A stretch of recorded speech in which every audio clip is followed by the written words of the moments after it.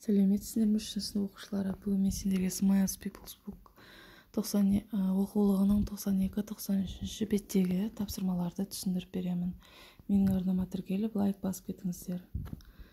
Tutumi and Zekiant, a story from Indonesia. Tutumi және алып, бұл әңгіме, яғни Индонезиядан келген.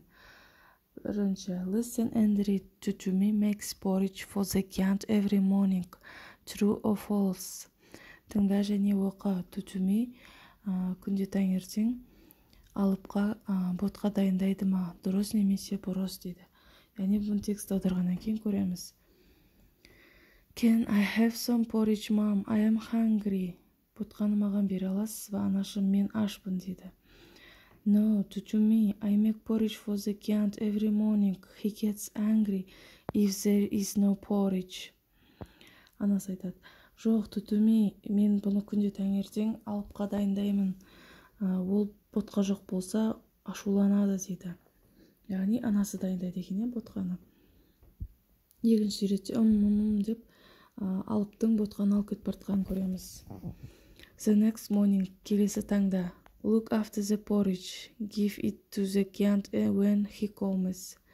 Ботқаны қара, алып келгенде бересің деп анасы дайындап кетеді. Қызы, окей, жарайды. I am so hungry. Let me taste the porridge. Мен ашпын. Дәмін көрейінші дейді. Бесінші ретте, I want a little bit more. Тағы да кішкене көргім деп тұр дейді. Where is my porridge деп ботқасын деп келеді. Міне деп береді. Мен ботқам қайда дейді алып. Жетінші ретте, this bowl is not full. Табақ тола емес дейді. Tutumi, where are you? Tutumi, сен қайдасың дейді. Алып ашуланып жатыр. Come here, I am hungry. Wow дейді. Бері кел, мен ашпын дейді. Алып. No, we can eat porridge every day. Яғни, енді біз күнде ботқаны өзіміз жейміз дейді. Yes, Zekiant is far away. Иә, алып алыста дейді. Екінші аттау. Read the story and complete. Әңгімені тексті қайтадан оқып, мынаны толтыр дейді.